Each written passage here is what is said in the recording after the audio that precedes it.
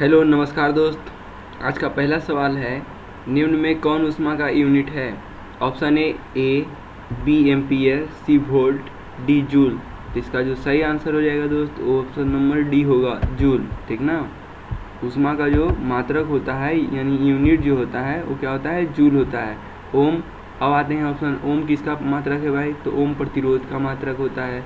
Ampere विद्युत धारा का होता है और वोल्ट किसका होता है? तो विद्युत विभव का मात्रक वोल्ट होता है या विभवांतर का भी वोल्ट होता है। ठीक ना। अब आते हैं अगला सवाल पे। न्यूनतम संभव ताप है option A -273 degree Celsius, B 40 degree Celsius, C 100 degree Celsius, D 112 degree Celsius. इसका जो सही आंसर हो जाएगा ऑप्शन ए हो जाएगा -273 डिग्री सेल्सियस। ठीक ना। अब ध्यान रखिएगा, अगर कहीं पे ऑप्शन में 0 केल्विन भी रहेगा तो ऑप्शन 0 केल्विन होगा, क्योंकि 0 केल्विन को जब हम डिग्री सेल्सियस में बदलते हैं तो -273 घटा देते हैं। ठीक ना। तो जो न्यूनतम संभव ताप होता है मेरे दोस्त वो 0 केल्विन होता है, 0 डिग्री केल्विन होता है। ठीक ना। तो केल्विन नहीं दे करके यहाँ सेल्सियस दिया हुआ है, इसलिए -273 डिग्री सेल्सियस होगा।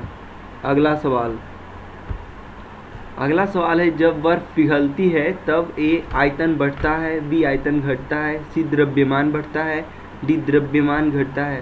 तो इसका जो सही आंसर हो जाएगा ऑप्शन नंबर ए आयतन बढ़ता है। ठीक ना।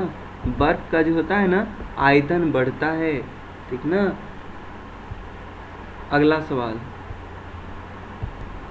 कितना तापमान होने पर पाठ्यांक सेल्सियस और फ़ारेनहाइट तापमापियों में एक ही होंगे?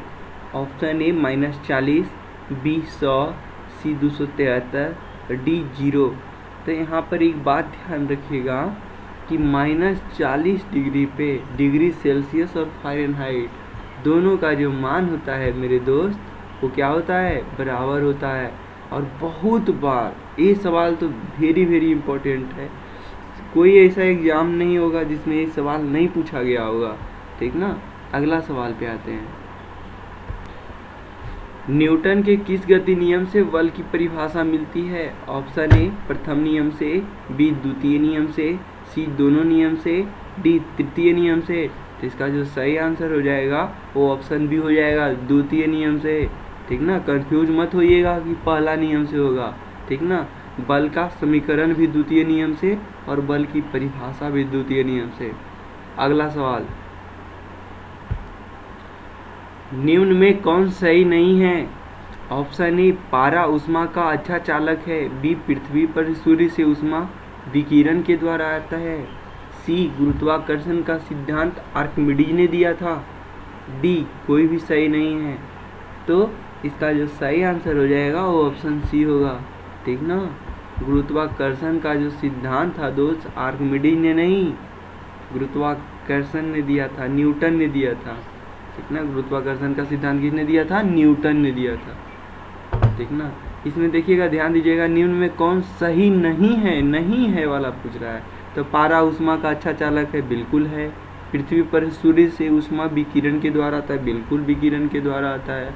और गुरुत्वाकर्षण का सिद्धांत आर्किमिडीज ने दिया था, जी नहीं, न्यूटन ने। तो इसलिए ऑप्शन सी सही होगा। अगला सवाल, निम्न में कौन सही है? ए बराबर आई बराबर वी आर, बी वी बराबर I R, C none of the, D बराबर, डी क्या है भाई? आर बराबर वी आई। इसका जो सही आंसर हो जाएगा वी बराबर आई आर होगा। ऑप्शन बी इसका सही आंसर हो जाएगा। ठीक ना। ओम के नियम से। अगला सवाल, 1 कैलोरी ऊर्जा में कितना जूल होता है? Option A 6 joule, B 4.2 joule, C 2.4 joule, D 8 joule. तो इसका जो सही आंसर हो जाएगा ऑप्शन बी होगा। ठीक ना। 4.2 जूल, 1 कैलोरी ऊर्जा में 4.2 जूल होता है। अगला सवाल, एक्सरे का आविष्कार किसने किया? Option A John Gutenberg, B James Puckle, C Sauls, D Roentgen. तो इसका जो सही आंसर हो जाएगा वो रॉन्टजेन होगा। ठीक ना। एक्सरे का आविष्कार रॉन्टजेन। और रोंटगेन का किस्सा जो है ना दोस्त, मतलब बहुत इंटरेस्टिंग किस्सा है। कभी और मौका मिलेगा तो आप लोग को ज़रूर सुनाऊंगा। अगला सवाल पे आते हैं। डीसी को एसी में परिवर्तित करने वाला उपकरण है। ऑप्शन ए दोलक, बी प्रवर्धक, सी क्लैपर, डी इन्वर्टर। इसका जो सही आंसर हो जाएगा दोस्त हो जाएगा ऑप्शन नंबर डी, ठीक ना, इन्वर्टर। अगर यही सवाल पूछ देता उलट के कि एसी को डीसी में परिवर्तित करने का उपकरण को क्या कहते हैं, तो उसको बोलते हैं रेक्टिफायर, ठीक ना। अगला सवाल, परमाणु के नाभिक में होते हैं। ऑप्शन ए प्रोटॉन व न्यूट्रॉन, बी प्रोटॉन व इलेक्ट्रॉन, सी न्यूट्रॉन व इलेक्ट्रॉन, डी सिर्फ इलेक्ट्रॉन। तो इसका जो सही आंसर हो जाएगा प्रोटॉन व न्यूट्रॉन, ठीक ना। नाभिक में प्रोटॉन व न्यूट्रॉन होता है और नाभिक के बाहर जो चक्कर लगाता है वो इलेक्ट्रॉन होता है, ठीक ना। अगला सवाल, पायरोमीटर किसके मापन में प्रयोग किया जाता है। ए वायुमंडलीय दाब के, बी आर्द्रता के, सी उच्च ताप के, डी घनत्व के। तो पायरोमीटर जो इस्तेमाल किया जाता है वो ऑप्शन बी उच्च ताप के लिए किया जाता है, या दूर के वस्तु के तापमान अगर ज्ञात करना रहता है ना तो उसमें भी पायरोमीटर का इस्तेमाल किया जाता है। अगला सवाल, एक भारी नाभिक के हल्के नाभिक में टूटने की प्रक्रिया को कहते हैं। ऑप्शन ए नाभिकीय संलयन, बी नाभिकीय विखंडन, सी द्रव्यमान शांति, डी रेडियो एक्टिव विघटन। तो इसका जो सही आंसर हो जाएगा वो ऑप्शन बी हो जाएगा, नाभिकीय विखंडन, ठीक ना। एक भारी नाभिक हल्के नाभिक में टूटता है तो उसको बोलते हैं नाभिकीय विखंडन, लेकिन जब दो हल्के नाभिक मिलकर के एक बड़े नाभिक का निर्माण करता है तो उसको नाभिकीय संलयन कहा जाता है, ठीक ना। अगला सवाल, और दोस्त अभी तक अगर चैनल को सब्सक्राइब नहीं किए हो तो चैनल को सब्सक्राइब कर दो, लाइक करो, शेयर करो, ताकि हमको भी मोटिवेट हो, हम भी और ज़्यादा से ज़्यादा वीडियो बनाएं। अगला सवाल, प्रकाश के चिकने पृष्ठ से टकराकर वापस लौटने की घटना को कहते हैं। ए प्रकाश का अपवर्तन, बी प्रकाश का परावर्तन, सी प्रकाश की विवर्तन, डी प्रकाश की प्रकीर्णन। तो इसका जो सही आंसर हो जाएगा वो हो जाएगा प्रकाश का परावर्तन, ऑप्शन बी, ठीक ना, ऑप्शन बी प्रकाश का परावर्तन। अगला सवाल, हाइड्रोजन बम आधारित है। ऑप्शन ए नाभिकीय संलयन, बी नाभिकीय विखंडन, सी रेडियो एक्टिव विघटन, उपरोक्त सभी। तो इसका जो सही आंसर हो जाएगा ऑप्शन बी नाभिकीय विखंडन पे आधारित है आपका हाइड्रोजन बम। और VVI क्वेश्चन है, ठीक ना, बहुत बार एग्जाम में पूछा गया है, इसलिए आप लोग ध्यान दीजिएगा। अगला सवाल, सूर्य की ऊर्जा उत्पन्न होती है।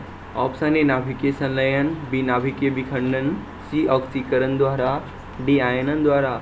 तो इसका जो सही आंसर हो जाएगा वो ऑप्शन ए हो जाएगा, नाभिकीय संलयन।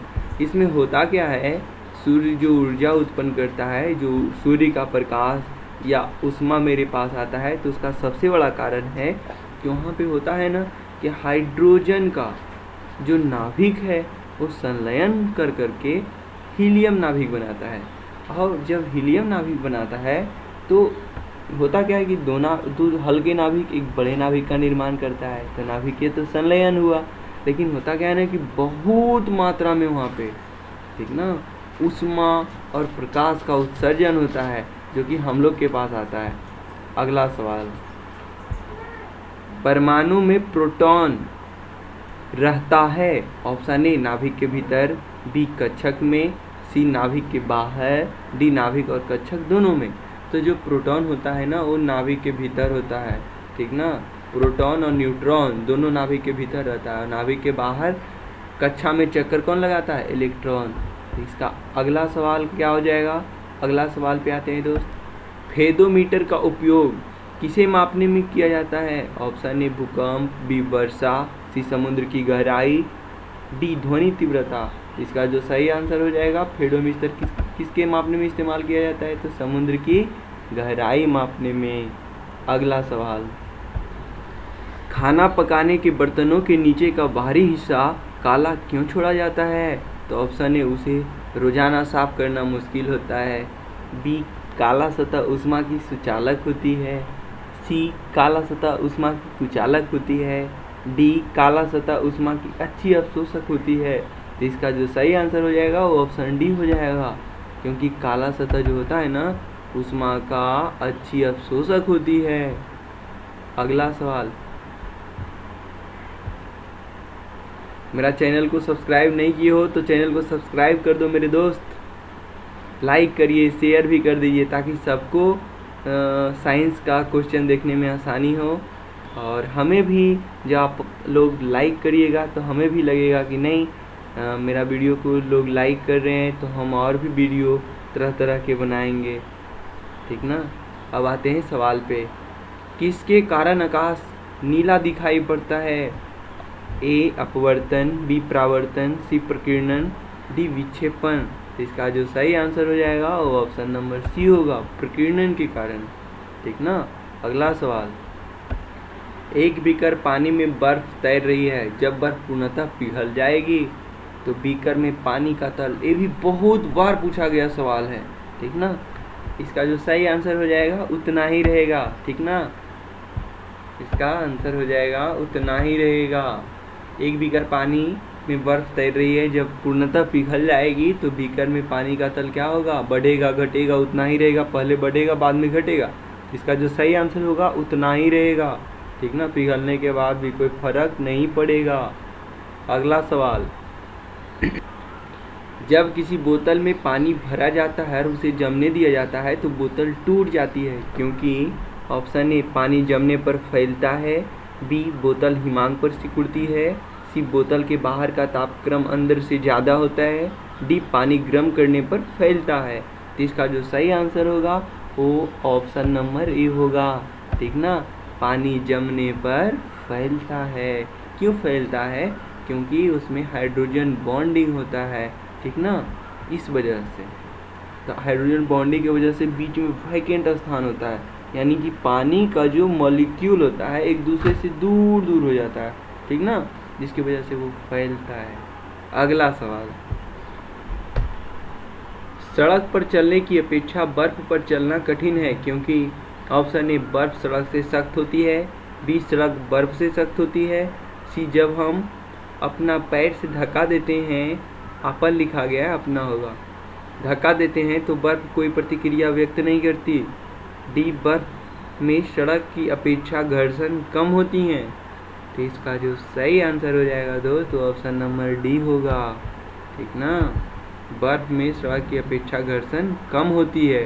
अगला, एक नदी में चलता हुआ जहाज समुद्र में आता है, तब जहाज ए का स्तर पहले जितना होगा, बी थोड़ा ऊपर आएगा, सी थोड़ा नीचे जाएगा, डी ऊपर या नीचे होगा, जो उसमें पड़े हुए भार पर निर्भर करेगा।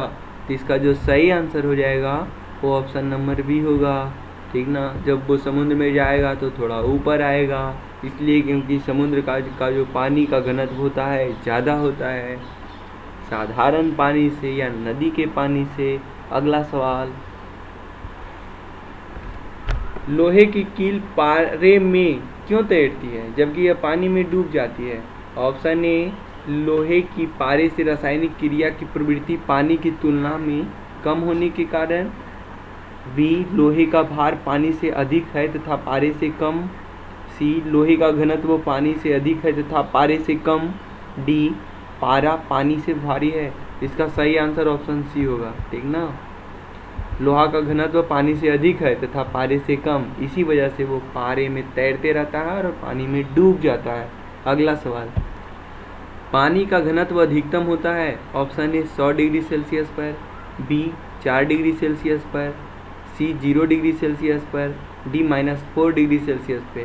तो इसका जो सही आंसर हो जाएगा वो ऑप्शन नंबर बी होगा, 4 डिग्री सेल्सियस पे।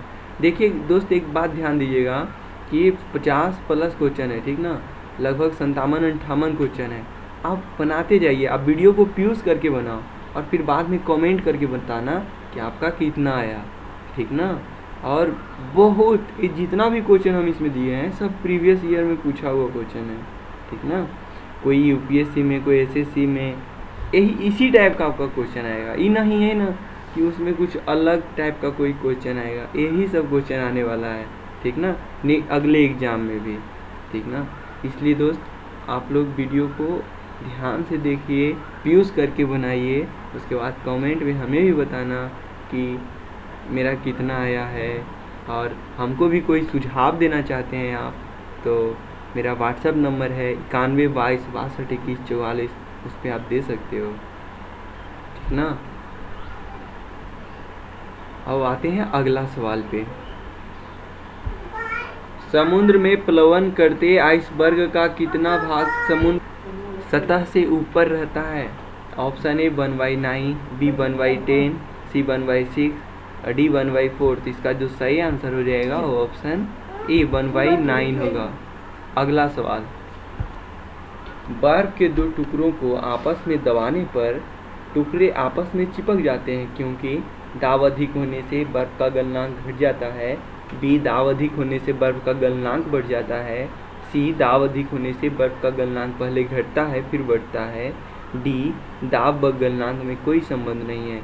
तो इसका जो सही आंसर हो जाएगा वो ऑप्शन ए, दाब अधिक होने पर बर्फ का जो गलनांक होता है ना दोस्त, वो क्या होता है, घट जाता है, ठीक ना। हाँ, अगर वही क्वथनांक पूछेगा तो दाब अधिक होने से क्वथनांक बढ़ जाता है, ठीक ना। अगला सवाल, हवाई जहाज से यात्रा करते समय पेन से स्याही निकलने लगती है। ए वायुदाब में कमी के कारण, बी वायुदाब में वृद्धि के कारण, सी स्याही के आयतन में वृद्धि के कारण, डी अत्यधिक भार के कारण। इसका जो सही आंसर हो जाएगा वो हो जाएगा ऑप्शन ए वायुदाब में कमी के कारण, क्योंकि जब वायुदाब में कमी हो गया ना और तो इंक जो है पेन वाला उसका बाहर आना लाजमी है, ठीक ना। अगला सवाल, ऊंचाई की जगहों पर पानी 100 डिग्री सेल्सियस के नीचे के तापमान पर क्यों उबलता है? ऑप्शन ए क्योंकि वायुमंडलीय दाब कम हो जाता है अतः उबलने का बिंदु नीचे आ जाता है, बी क्योंकि गुरुत्वाकर्षण कम हो जाता है, सी पर्वतों पर भारी हवाओं के कारण, डी उपयुक्त में से कोई नहीं।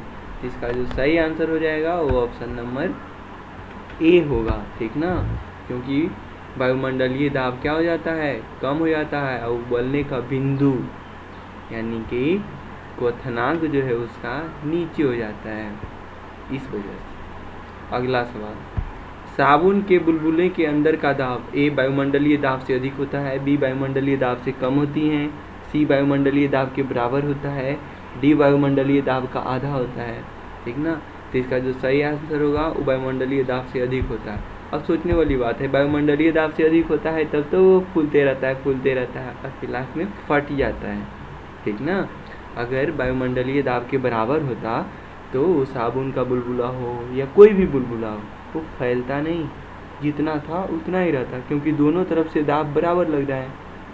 लेकिन हम साबुन के बुलबुला को देखते हैं कि धीरे धीरे वो बढ़ते रहता है, तो इसका मतलब है कि अंदर का जो दाब है वो क्या हो रहा है, इंक्रीज कर रहा है, बढ़ रहा है, ठीक ना। इस वजह से वो फाइनली फट जाता है। अगला सवाल पे आते हैं, वायुदाब मापी की रीडिंग में अचानक गिरावट इस बात का संकेत है कि मौसम ए स्थिर तथा शांत होगा, बी वर्षा युक्त होगा, सी ठंडा होगा, डी तूफानी होगा। तो इसका जो सही आंसर हो जाएगा वो डी होगा, ठीक ना, तूफानी होगा। वायुदाब मापी की रीडिंग में अचानक गिरावट इस बात का संकेत है, ठीक ना। अगर उसमें एकाएक गिरावट आ जाए तो समझ लेना कि तूफानी होगा। और यही सब जो मौसम वैज्ञानिक होते हैं ना, यही सब आधार पे वो कहते हैं कि तूफान आने वाला है, वर्षा होने वाला है, आदि आदि बातों। अगला सवाल, हाइड्रोजन से भरा गुब्बारा वायु में ऊपर जाकर फट जाता है क्योंकि ए हाइड्रोजन का भार बढ़ जाता है, बी वायुदाब बढ़ जाता है, सी हाइड्रोजन का दाब घट जाता है, डी वायुदाब घट जाता है। तो इसका जो सही आंसर हो जाएगा वो ऑप्शन नंबर डी होगा, ठीक ना, वायुदाब घट जाता है। अगला सवाल, सूर्य में निरंतर ऊर्जा का सृजन किस कारण होता रहता है? ए नाभिकीय संलयन, बी नाभिकीय विखंडन, सी यांत्रिक ऊर्जा, डी संचित ऊर्जा। तो ये सवाल तो हम पिछले प्रीवियस क्वेश्चन में कर भी चुके हैं। इसका सही आंसर क्या हो जाएगा, नाभिकीय संलयन, ठीक ना, नाभिकीय संलयन। यानी हाइड्रोजन नाभिक मिलकर के हीलियम नाभिक बनाता है। अगला सवाल, चाबी भरी घड़ी में कौन सी ऊर्जा होती है? ए गतिज ऊर्जा, बी स्थितिज ऊर्जा, सी संचित ऊर्जा, डी विखंडन ऊर्जा। तो इसका जो सही आंसर हो जाएगा वो ऑप्शन बी होगा, स्थितिज ऊर्जा, पोटेंशियल एनर्जी होता है उसमें। अगला सवाल, कार्य का मात्रक है? Option A joule, B newton, C watt, D dyne. तो इसका जो सही आंसर हो जाएगा कार्य का मात्रक होता है जूल। अब आइए, न्यूटन किसका मात्रक है भाई? तो बल का। वाट किसका है? तो शक्ति का। डाइन किसका है? तो इसका ये भी बल का मात्रक है, ठीक ना, डाइन भी, लेकिन ये सीजीएस मात्रक है डाइन। अगला सवाल, प्रकाश वर्ष इकाई है? दूरी की, प्रकाश तीव्रता की, द्रव्यमान की, समय की। तो याद रखिएगा, प्रकाश वर्ष किसका मात्रक है? दूरी का, ठीक ना। अब कहो प्रकाश वर्ष कहते किसको हैं? तो एक वर्ष में प्रकाश जितनी दूरी तय करता है ना, उसी को बोलते हैं एक प्रकाश वर्ष। अगला सवाल, एम्पियर किसकी मात्रक है? एम्पियर किसकी मात्रक है? तो देखिएगा, ऑप्शन थोड़ा सा गड़बड़ा गया है, तो हड़बड़ाइएगा नहीं। प्रकाश तीव्रता की, विद्युत आवेश की, डी विद्युत धारा की, और डी के जगह एच हो गया चुंबकीय क्षेत्र का, ठीक ना। तो एम्पियर विद्युत धारा का मात्रक है, ठीक ना। ऑप्शन नंबर सी, यानी जो जी दिया हुआ। अगला सवाल,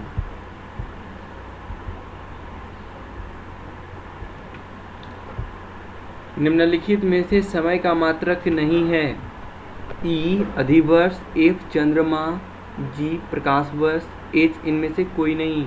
तो समय का मात्रक, सब समय का मात्रक है, एक प्रकाश वर्ष है सिर्फ दूरी का मात्रक। तो ऑप्शन जी जो है इसका सही आंसर होगा। अगला सवाल, पारसिक इकाई है? आई दूरी की, जे समय की, के प्रकाश की चमक की, एल चुंबकीय बल की। तो इसका जो सही आंसर हो जाएगा, पारसिक जो है ना वो दूरी का इकाई है। अगला सवाल, निम्नलिखित में से कौन सा एक सुमेलित नहीं है? ऑप्शन ए डेसिबल ध्वनि की प्रबलता की इकाई है, बी अश्वशक्ति शक्ति की इकाई है, सी समुद्री मील दूरी की इकाई है, डी सेल्सियस ऊष्मा की इकाई है।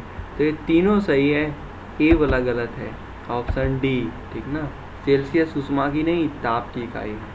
अगला सवाल, पास्कल इकाई है? ए आर्द्रता की, बड़ा ए दाब की, बी वर्षा की, सी तापमान की, ठीक ना। तो इसका जो सही आंसर हो जाएगा वो ऑप्शन नंबर बी, हालांकि ए लिखा गया है यहाँ पे, ये दाब की होगा। अगला सवाल, कैंडेला मात्रक है? ए ज्योति फ्लक्स की, बी ज्योति प्रभाव की, सी ज्योति दाब की, डी ज्योति तीव्रता की। तो इसका जो सही आंसर हो जाएगा वो ज्योति तीव्रता का मात्रक कैंडोला होता है, ऑप्शन डी ही सही आंसर है। यंग प्रत्यास्था गुणांक का ऐसा ही मात्रक है? ए डाइन प्रति सेंटीमीटर, बी न्यूटन प्रति मीटर, सी न्यूटन प्रति metre square, D newton square प्रति मीटर। तो इसका जो सही आंसर होगा ऑप्शन नंबर सी होगा। अगला सवाल, निम्नलिखित युग्मों में से किन भौतिक राशियों के समान विमीय सूत्र नहीं है? ऑप्शन ए बल एवं दाब, बी कार्य एवं ऊर्जा, सी आवेग एवं संवेग, डी भार एवं बल। भर लिखाया है लेकिन भार एवं बल, तो ये तीनों का, ठीक ना, समान होते हैं, सिर्फ बल और दाब, बल एवं दाब के अलग अलग होता है। तो इसका जो सही आंसर हो जाएगा वो ऑप्शन नंबर ए होगा इसका सही आंसर। अगला सवाल, अदिश राशि है? ए ऊर्जा, बी बलाघूर्ण, सी संवेग, डी उपयुक्त सभी। तो इसका जो सही आंसर होगा ऑप्शन ए, ठीक ना, ऊर्जा जो होता है ना अदिश राशि होता है। अगला सवाल, निम्नलिखित में सदिश राशि है? आई वेग, जे द्रव्यमान, के समय, एल लंबाई। तो इसका सही आंसर हो जाएगा वेग। वेग जो होता है ना सदिश राशि, सदिश राशि कहते किसको है? जिसमें परिमाण और दिशा दोनों होता है, तो वेग जो है ना सदिश राशि है। अगला सवाल, पदार्थ के संवेग और वेग के अनुपात से कौन सी भौतिक राशि प्राप्त की जाती है? ऑप्शन ए वेग, बी त्वरण, सी द्रव्यमान, डी बल, ठीक ना।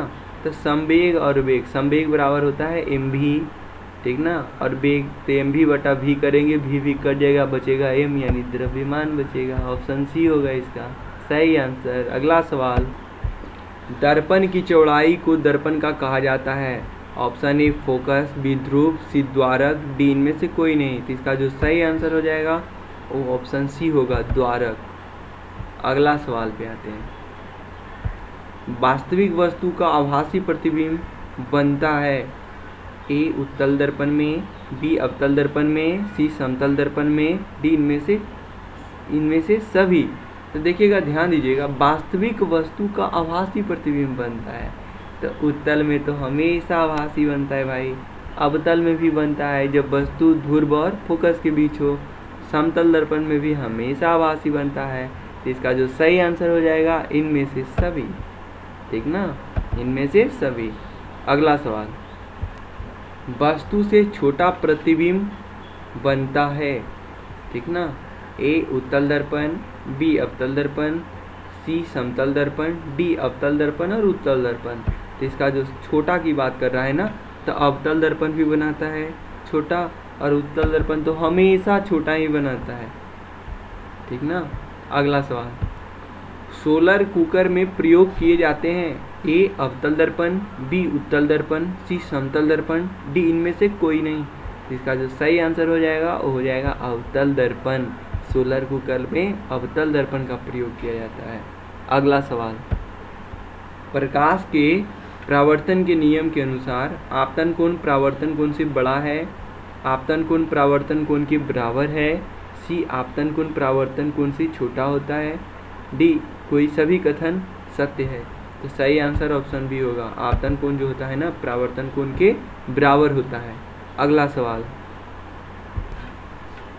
रोगियों के नाक, कान, गले आदि के जांच के लिए डॉक्टर प्रयोग करते हैं। ए समतल दर्पण, बी उत्तल दर्पण, सी अवतल दर्पण, डी इनमें से कोई नहीं। तो इसका जो सही आंसर हो जाएगा वो ऑप्शन नंबर सी होगा, ठीक ना। डॉक्टर जो है अवतल दर्पण का प्रयोग किया करता है। अगला सवाल, वास्तविक प्रतिबिंब की प्रकृति कैसी होती है।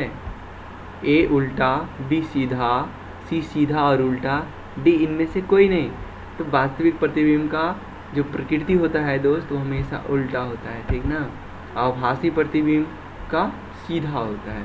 तो अगला सवाल पे आते हैं, हीरा का अपवर्तनांक है। ए 1.77, बी 1.47, सी 1.44, डी 2.42। तो इसका सही आंसर ऑप्शन डी हो जाएगा, ठीक ना, 2.42। अगला सवाल, वास्तविक वस्तु का हमेशा सीधा प्रतिबिंब बनाने वाला दर्पण होता है। ऑप्शन ए अवतल, बी उत्तल, सी समतल, डी उत्तल और समतल दोनों। तो इसका जो सही आंसर हो जाएगा वो उत्तल और समतल दोनों होगा, ठीक ना। ये हमेशा सीधा बनाता है, ठीक ना। अवतल भी बनाता है लेकिन वो हमेशा सीधा नहीं बनाता। अवतल तभी बनाता है सीधा प्रतिबिंब जब वस्तु फोकस और ध्रुव के बीच हो। अगला सवाल, मोटर गाड़ी के चालक के सामने लगा रहता है। ऑप्शन ए उत्तल दर्पण, बी अवतल दर्पण, सी समतल दर्पण, डी अन्य।